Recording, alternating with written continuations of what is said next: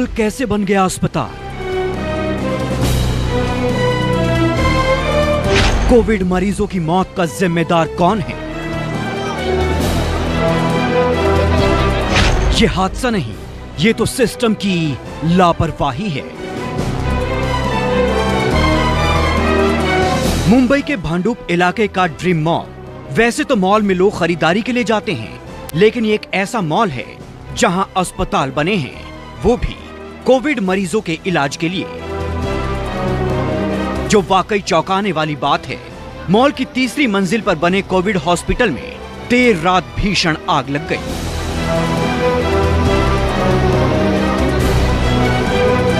आग करीब रात 12 बजे लगी। आग काफी भयंकर थी। दमकल की 22 गाड़ियों को आग पर काबू पाने में घंटों लग गए। आग मॉल के पहले फ्लोर पर लगी थी। जिस वक्त मॉल में आग लगी, उस दौरान अस्पताल में 76 कोरोना मरीज भर्ती थे। आग के कारणों का अभी तक पता नहीं चल पाया है। जिस ड्रीम मॉल में आग लगी, उसमें करीब 1000 छोटी दुकानें, 2 बैंक्वेट हॉल और 1 अस्पताल है। कोरोना अस्पताल शुरू करने के लिए पिछले साल अस्पताल को कंडीशनल ओसी दी गई थी। मॉल पहले से ही विवादों में रहा है। ऐसे में सवाल खड़े हो रहे हैं कि आखिर एक मॉल के अंदर अस्पताल बनाने की इजाजत कैसे मिली। अगर इसमें कुछ किसी की गलती होगी या कुछ भी अनदेखी होगी तो कार्रवाई जरूर होगी, लेकिन फिलहाल जिन लोगों का मृत्यु हुआ है, सारे परिवार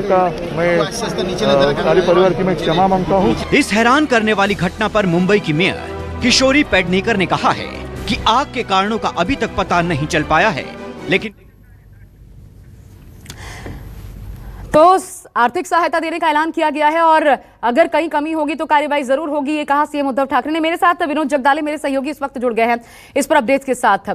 लेकिन विनोद, अभी तक क्योंकि पूरी तरीके से काबू नहीं पाया जा सकता, तो सबसे पहले ये बताइए फिलहाल की स्थिति क्या है, कितना नुकसान अभी तक और जानकारी क्या सामने आई है?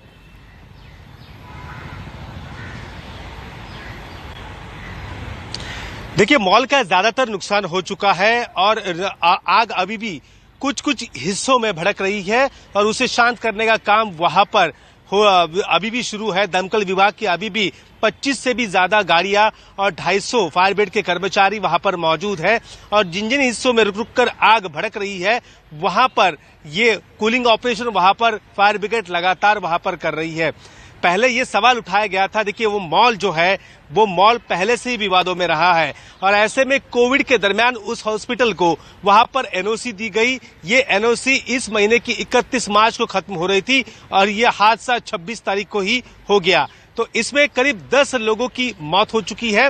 ज्यादातर जो लोग हैं वो कोविड पेशेंट है, सभी कोविड पेशेंट है और इनकी जो मौत है वो धुएं के कारण हुई।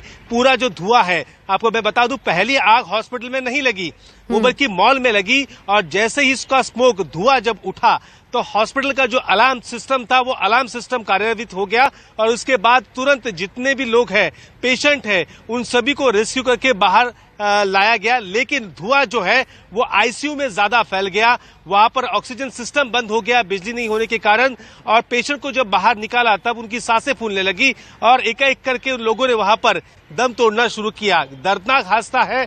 महाराष्ट्र के मुख्यमंत्री खुद वहां पर पहुंचे, वहां पर मुंबई सीपी भी पहुंचे हैं। कार्रवाई की बात की गई है क्योंकि इससे पहले भी आपको पता होगा कुछ छोटे बच्चों की मौत विदर्भ में हुई थी ऑक्सीजन सप्लाई बंद होने के बाद। उसके बाद खुद मुख्यमंत्री ने ये बात कही थी कि राज्य के सभी अस्पतालों के यहाँ पर फायर ऑडिट होनी जरूरी है। तो फायर ऑडिट हुआ था या नहीं था इसके बारे में अब तक पता नहीं है, लेकिन टेम्पररी परमिशन से दी। ठीक है, शुक्रिया आपका विनोद, तमाम जानकारी हमें इस पर देने के लिए। नजर बना के रखिएगा, अपडेट्स लेते रहेंगे। इधर महाराष्ट्र में लगातार कोरोना के केस भी बढ़ रहे हैं और इसको लेकर के डेप्यूटी सीएम अजित पवार, उनका बयान सामने आया है। उन्होंने कहा अगर हालात बिगड़ते हैं तो लॉकडाउन लगाया जा सकता है, लॉकडाउन के रास्ते खुले हुए हैं। महाराष्ट्र के डेप्यूटी सीएम अजित पवार ने कहा लॉकडाउन पर अगले शुक्रवार तक फैसला हो सकता है। प्रदेश में लॉकडाउन पर शुक्रवार तक फैसला हो सकता है और साथ ही अगर हालात ज्यादा खराब हुए तो जल्द लॉकडाउन लगेगा। सुनिए।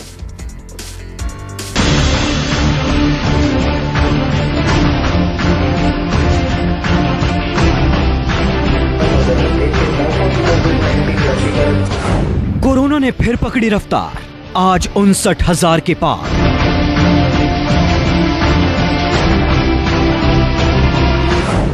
फिर विकराल रूप में लौटा कोरोना। नहीं संभले तो मुश्किल होगा बचना।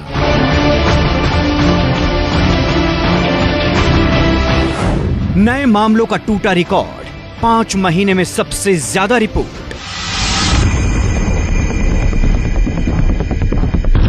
जी हां, कोरोना ने एक बार फिर अपनी पुरानी रफ्तार पकड़ ली है। हर दिन कोरोना के नए मामलों के रिकॉर्ड टूट रहे हैं। पिछले कुछ दिनों के आंकड़ों पर गौर करें तो ऐसा कोई दिन नहीं जाता जिस दिन 50,000 से कम मामले आए हों।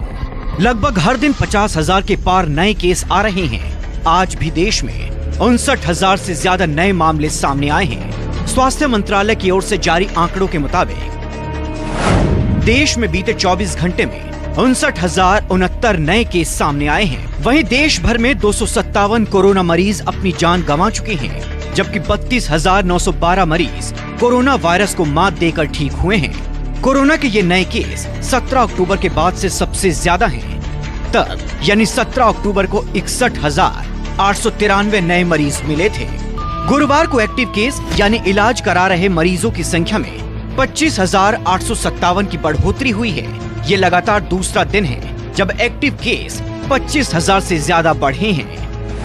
हैरानी की बात यह है कि बीते 7 दिन में ही एक्टिव केस में 1,49,455 का इजाफा हुआ है।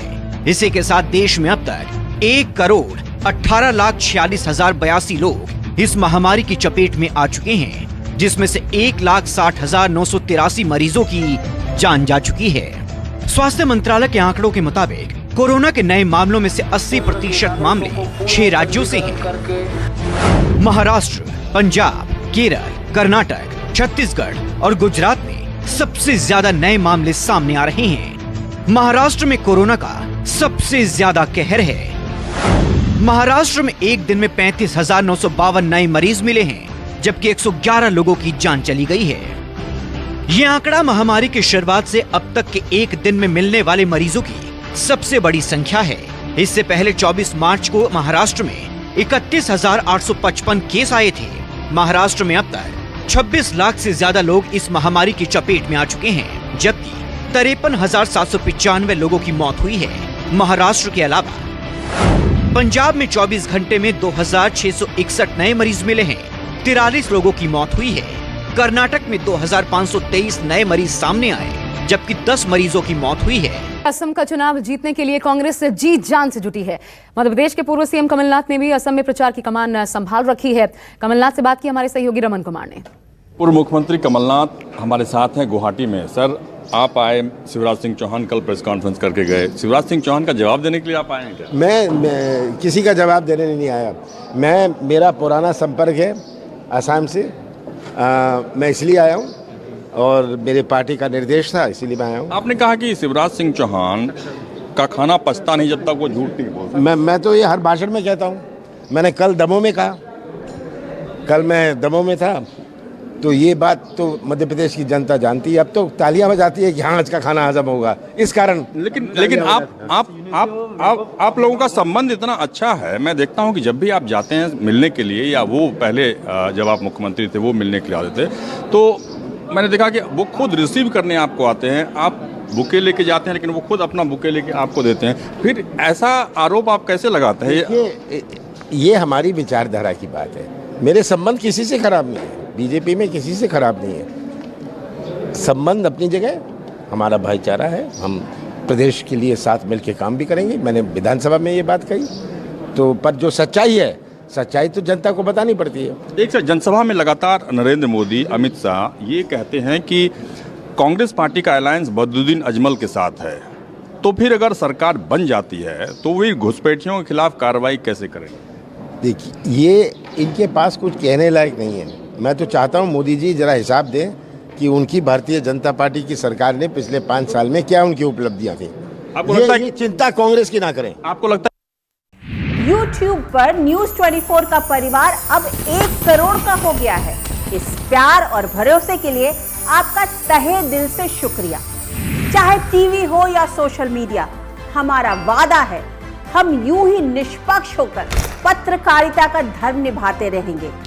यूं ही दिन रात आपके लिए सच्ची खबरें लाते रहेंगे। हम निष्पक्षता बनाए रखेंगे। बस आप अपना भरोसा बनाए रखिए और अपना साथ बनाए रखिए। एक बार फिर 1 करोड़ सब्सक्राइबर के लिए धन्यवाद। न्यूज़ 24 निष्पक्ष खबरें।